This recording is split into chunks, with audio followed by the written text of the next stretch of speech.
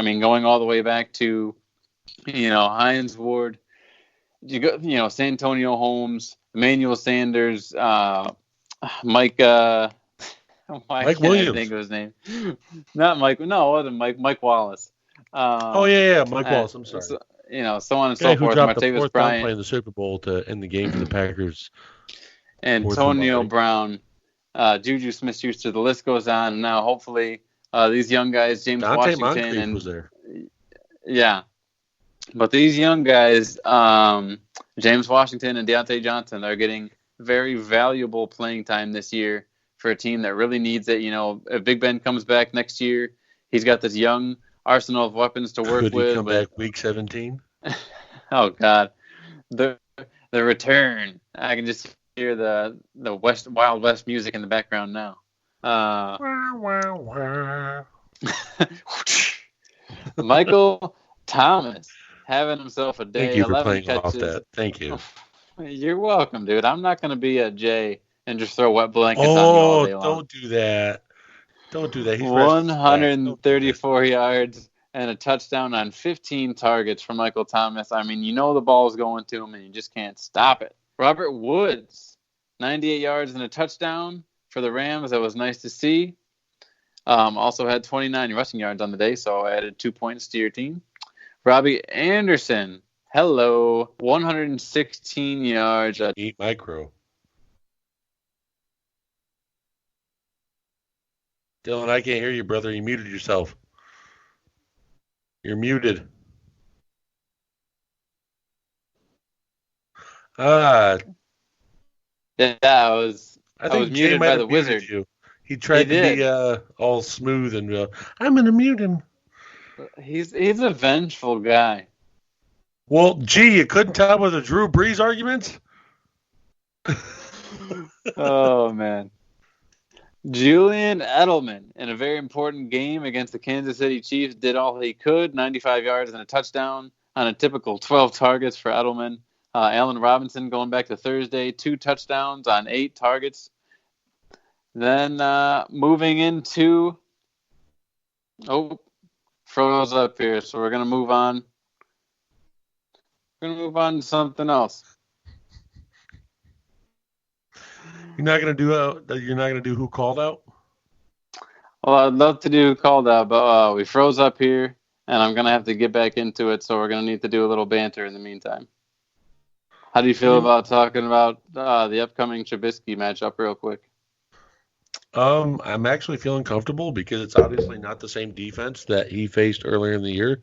Because obviously everything evolves and changes through the year, and there's something that me and Jay noticed that 2 weeks ago that now are people talking about after the Redskins game. So there is something Mike Pettin does with Zadarius Smith now.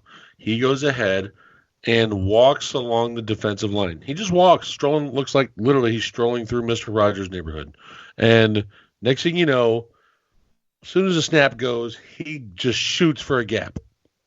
He walks along the defensive line and sees which gaps the offensive linemen are assigning people to, and he will shoot the weakest gap. So they're literally using him as a roaming linebacker along the defensive line and shooting him at that weak point. And it blew up a lot of plays for AP last week, Geis and Haskins. I mean, all the sacks that Kenny Clark got or Preston Smith got, a lot of them were attributed to Zadarius Smith bursting through the line. And that was only done maybe like 10 to a dozen times.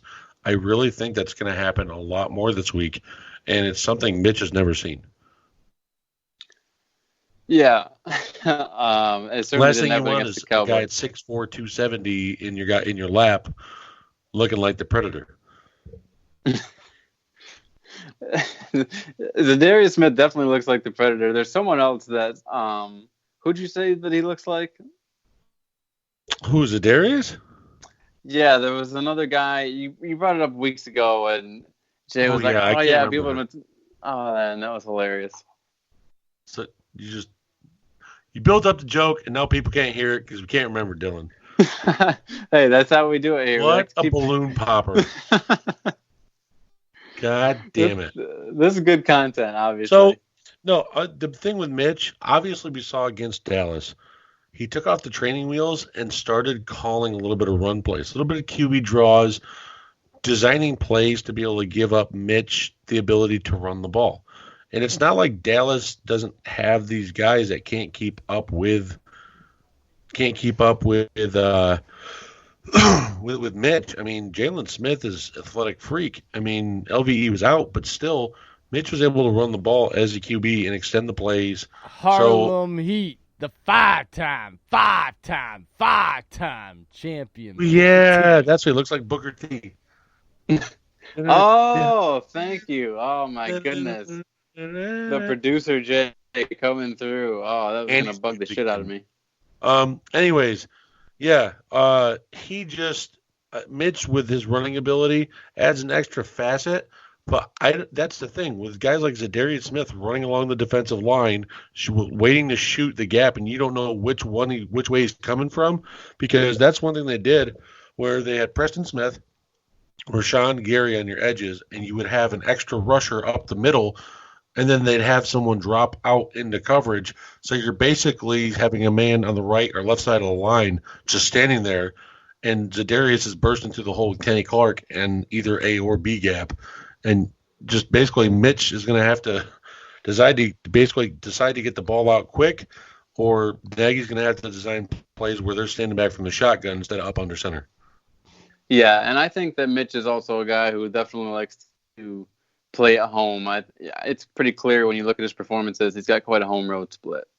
But yeah, they're 4-9 on the road. And they're it's not pretty. When they're at home, they really I'm sorry. Going back in the last season, at a certain mark, yes, Mitch and the Bears are 4-9 on the road. They are not a huge road win team, and of course the Packers. We don't need to talk about the records at home and against Mr. Rogers December football. I mean, it wouldn't surprise me to see Rogers have a big game against the Bears this weekend. All right, thank you for the fill-in, Dave. I truly appreciate that. Getting back into who I do have one more mention. Out. Oh, let's hear it. So, Danny Trevathan's already out because he had a dislocated elbow. Raquan Smith to the IR. So now you're down to your third and fourth string inside linebackers, and you have to face a team that heavily has used tight ends in the past 3 games. You've heavily used Aaron Jones last week, and obviously he's a huge facet to this offense. You're going to go ahead and have your 2 backup inside linebackers go up against Aaron Jones, Jimmy Graham, Mercedes Lewis, Robert Tonyan, Chase Sternberger, all on that second level. Oh, and not to mention Devontae Adams is one of the best route runners in that area. So I expect Rodgers to use that second level weakness of the linebackers to his advantage immensely. Yeah, I can't wait for that game. This game is this week in particular. I mean, so many divisional games. It's important. It's a 1 o'clock game. Teams. I couldn't believe that. Well, we talked about that with the Saints Niners game, right? Yeah, but you had a lot. I mean, you go back and look on who's playing. You know who's playing Sunday night? The Ravens and the Jets. Oh. Gee, we know who's going to win that one. I don't think that was ever going to be a good idea. That's Thursday night football. I'm sorry. Let me go all the way to Monday. Oh, yeah. What are you doing to me here? Monday and Sunday, Colts and Saints. Sunday night, you know what? I'll give some credit. It's Bills and Steelers. They're both vying for a playoff spot. I'll give it that. But Colts are facing the Saints. Come on. But anyways, go back to your who called out. I'm sorry. You are totally fine, sir. In a divisional matchup that was much needed for the Seahawks, Russell Wilson did not come through with only 245 yards through the air, no touchdowns. Didn't get anything done on the ground either. When it comes to quarterbacks who called out as well, let's talk about Mr. Baker Mayfield. Oh, yes, sir? I was going to say, Russell Wilson's record versus Jalen Ramsey is actually very surprising. Jalen Ramsey is 3-1 against Russell Wilson in his career. Oh, that is a pretty interesting nugget. You get the interesting nugget of the night award. Oh, I've got plenty more. Don't you worry. Baker Mayfield could not deliver for fantasy owners trying to roll the dice with him for yet another week. Only 92 yards through the air, no touchdowns. Did get you a rushing touchdown, however. So, I mean, for what it's worth. Sony Michel, yet another unusable week. You kind of knew it wasn't going to be a Sony Michel type of week if you listen to this podcast in particular. I mentioned how it should have been a shootout, and that it's going to be more of a James White type of week. And Sony Michel was not utilized at all. Only 5 carries for 8 yards. Benny Snell, a pretty disappointing week when you think about the defense he went up against. I mean, it was at Arizona. He got a lot of work, 16 carries, but only turned it into 41 yards and also fumbled. And then you want to talk about disappointing. I mean, you thought maybe someone between LaShawn McCoy and Darwin Thompson would be able to squeak out something. Somebody. McCoy, yeah. McCoy with only 39 yards on the ground and Darwin Thompson 7. So no one really stepping up when it comes to KC running backs, which is disappointing when you think about the history, of Kansas City utilization and Jamal Charles, even Spencer Ware had himself a little run. And then, Damian Williams at the end of last season, but no one's been able to really take the reins this season and take advantage of that position. And then moving into wide receivers, hate to say it, guys, but on 6 targets, Devontae Adams could only get 41 yards. Tyler Lockett, another He dropped 2 of them week. that game, too. Very surprising bad game from Devontae. Do you think it has anything to do with a lingering toe or just a bad game? No, he was out of rhythm. His route running was there because the ball was there. He just plain out dropped them. He usually catches the ones where they go low and he gets his hands underneath them. I don't know. Trust me, my entire fantasy weekend got screwed up because all my good players couldn't just score freaking touchdowns. Like, Devontae's game's fine if he scores a touchdown. Same with Aaron Rodgers. He gets that second touchdown, I'm good. If freaking Nick Chubb gets a touchdown, awesome. He had over 100 yards. Fournette, all he needed was a touchdown. He had 60-some yards. So you're relying on TDs, huh? Not a good rhythm.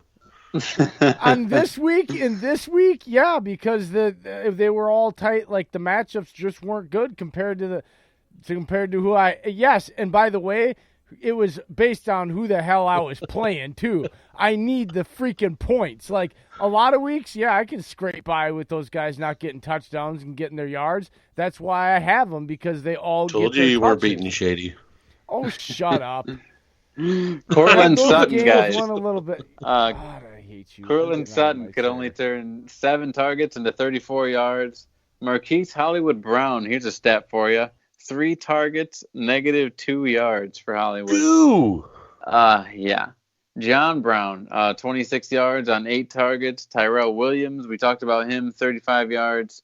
And Brandon Cooks completely goose-egged your team. So there it is, guys. That's who balled out and who called out in Week 14, that pivotal Week 1 matchup for your fantasy football playoffs. Hopefully you're still in it. Hopefully you're still fighting, and I'm rooting for you. When do our playoffs next round bracket get set? Because I've looked at our league, Dillon, and I cannot seem to find it. I go to playoff bracket, and it won't show me who I'm facing the next week. So I know in the winners bracket, at least, we've got this week and next week, and then 16 and 17 are the championships. Okay, just wanted to make sure. So both weeks are the same thing. Okay, gotcha. Yeah, okay. It's pretty wonky. For some reason, that got past me when I was setting up the league. I apparently didn't touch the playoff settings at all because this is not what I have. What I would have gone with, I would have loved a 16 playoffs. Only one matchup per week, and do it like that. I would have loved to have done it that way, but that's not the way it worked out. And that's what room for improvement is, guys. Right? I mean, they're not going to come back if it's perfect. Well, my Titans triplets get another big projection this week because we're facing Houston's defense, and we know that's an open sieve. Yeah, that's going to be an awesome game to watch, man. That's such an important game for that division. Tannehill's on fire, it, baby. You've got Will Fuller missing, and we'll have to see if a guy like Stills can catch up. So definitely can't wait for that. I mean, the amount of work that the Titans are feeding Derrick Henry is just unreal. And Vrabel loves every second of it as a defensive guy. If you can control the clock like that and get guys worn out on the defense, I'm sure he's just licking his chops.